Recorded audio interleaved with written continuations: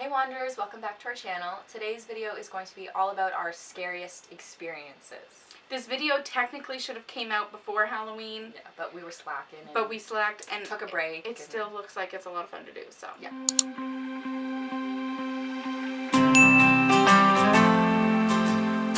Scariest real life experience. For me, like if it's just a real life experience, it's anything that has to do with my kids where my heart just falls out of my chest. Them just taking off running towards a road or falling off of something and they do that like where they can't even breathe because they're so scared, or they just run away from you really quick in a store and you can't, just anything like that. I just, even sometimes when Dan has them and we're in a situation which could, I mean any situation can turn out badly, but I just, if I'm not in control, I feel like nobody else can be in control. Like, how good of a job can you do if I'm, you know what I mean? Exactly. It's like driving, too. That's what you feel. Yeah, especially in the winter. Oh. I think I have two very scary life experiences that are totally different, which y'all know about. The first one would be Sophia's birth. It was very terrifying. But one that's not related to that would be the car accident I was in a week before our wedding.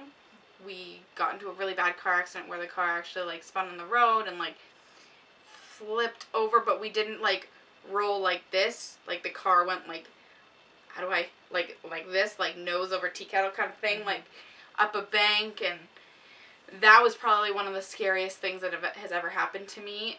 So that's probably why I have the driving anxiety. Yeah. Scariest paranormal experience. I have two. I still remember both of them. The first one, we lived in Springmount, and I don't even think I was in high school yet. I think I was like grade 7 or 8. And I was sleeping in the bedroom that was downstairs, and like our basement was finished, but it was still a basement. And there was a chair in the corner of the room. And I remember I heard the furnace kick on in the middle of the night, and I kind of woke up and I sat up, and no word of a lie, I was not asleep at all. There was this figure sitting on the chair. But it was like the head and the shoulders, and then by the time you got to the shoulders, it was like the body faded, like a legit ghost floating there. And it was the face of this not old man, but this older man, and his like, it was white and gray, but you could see where the flesh was tearing. And I just remember, to this day I remember the face and what it looked like, and just my skin crawling. And I remember laying back down and closing my eyes really quick, as if like, pretend you didn't see anything, maybe it'll go away. But that whole time, I believe in ghosts, and I believe in paranormal everything, the next life. I believe in all that stuff. I don't think it's anything to mess with. So when people say like they see ghosts or they feel spirits, I believe in that. And I just never forgot this because it happened. I was not asleep. I remember being terrified to open my eyes. Oh God. The next one happened when we lived in Shallow Lake. My bedroom, again, the basement was finished, but all 3 bedrooms, aside from my parents, were in the basement. And I was at the very end of the hallway, and Dan had got me this new, like, Volcom winter jacket. Right. The only people home were me and my mom. And my coat was hanging on my desk chair in the basement. And there was a smoke detector outside my bedroom door in the hallway. And me and my mom were upstairs talking, and the smoke detector goes off. And I'm like, what the fuck? Yeah. And we run downstairs, and my winter jacket is laid out on the floor of my bedroom. Like, arms were out. It was just laid there. And the one sleeve, there was a burnt hole in this. I can't. You're freaking me out. Can't explain it. It was just, like my mom. It's like how we were the only 2 home, and it was in the basement. That like makes me like sweaty calm. Like that's so scary. I live in Shallow Lake. Don't tell me these things. My scariest would be, it's not like that, but it's pretty scary. When I was growing up and stuff, I always felt like something was with me. I had night terrors that were extremely bad my entire childhood, and still have them to this day, where I'll wake up screaming because you're freaking me out. Don't.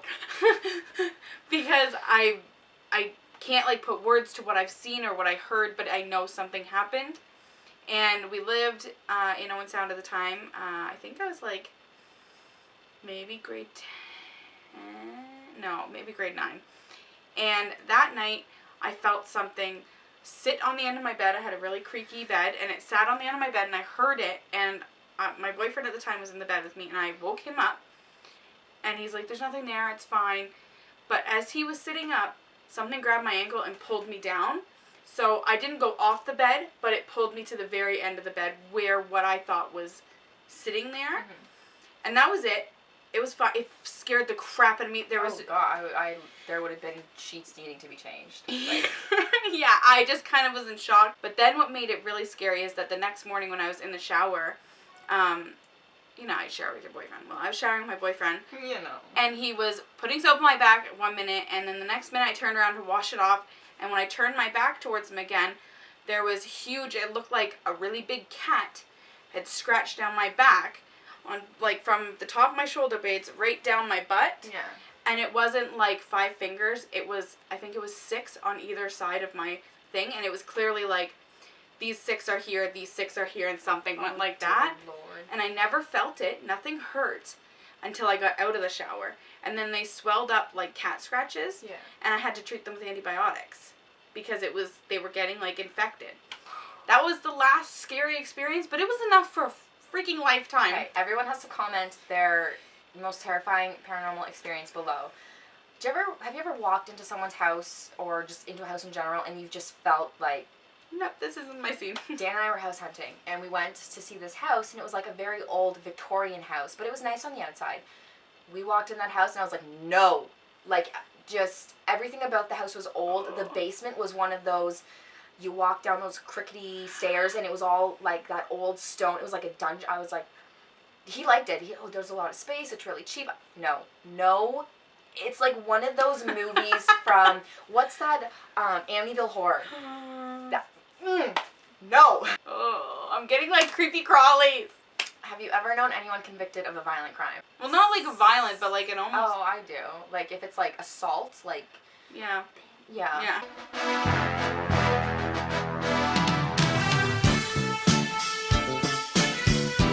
Yeah, my oldest brother, it's no secret. Yeah. Not Derek. Ryan was convicted of I guess it would almost be like hate speech, but not, I don't know that, he was convicted for uttering death threats. Uttering death threats. He didn't do a lot of time in jail. It was only a week, and he had some court, and he had a year or 2 probation, which now is all gone, and that life is behind him, thank the Lord. But that's a whole nother story time all on its own. Are you afraid of the dark? Why or why not? Mm-hmm. I am. I sleep. We have our door closed over, but the hall light's always on. Just because, well, there's 2 weeks out of every month where Dan works nights, so I am completely alone with the 2 kids in the house. I don't like being alone, especially at night. When I'm completely in the dark, I just feel like, you know, that feeling where someone's watching you, and it scares the crap out of me. Because when the lights are on inside the house, you can't see outside. Yeah, and if I watch, like, something on TV, even if I'm watching a TV show and, like, there's, like, eerie music, it sends chills down my spine, and then every time I close my eyes, I feel, this is gonna sound so stupid, The Walking Dead. Whenever I'm scared and I close my eyes, in my head, I see... Zombies. I know, it's so dumb, but that's, like, it takes me I was like that forever. for the first, like, season of The Walking Dead, and then I feel like I got seasoned with them.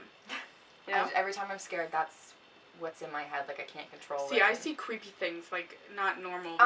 You know the movie, Wrong Turn? All those movies? The creepy inbred guys? Mm-hmm. Yeah. When we lived in the apartment, our bedroom windows faced the forest, and one night I remember Maya was asleep in her crib, and Dan was in Toronto working at the time, so it was just me, and I don't know if Dennis was home or not.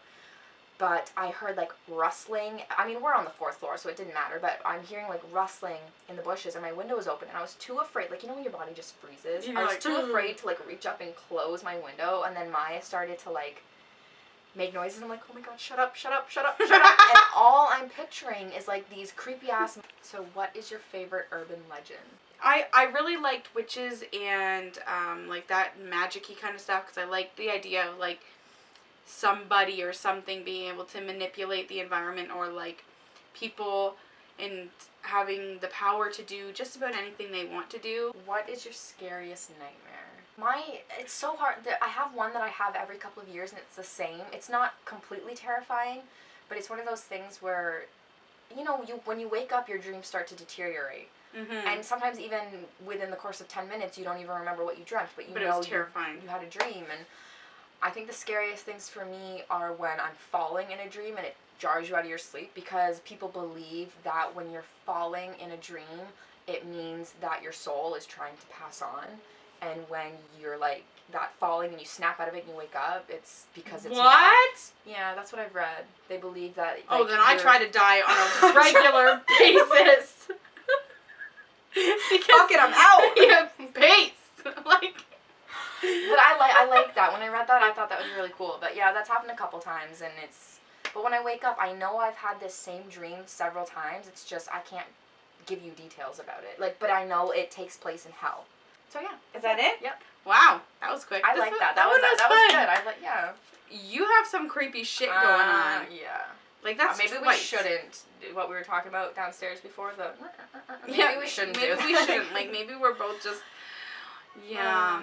Weird shit is all around us. But like I said, comment the scariest stuff that has ever happened to you before. Yeah, like your most paranormal experience. I want to read it, please. I love reading that crap. Yeah, that's the end of this video, guys. We hope you enjoyed, and if you liked it, make sure to give this a thumbs up. And if you're not already, please hit the subscribe button. We have a Facebook page and an Instagram. It's all linked below. We'll link those somewhere. Okay, guys.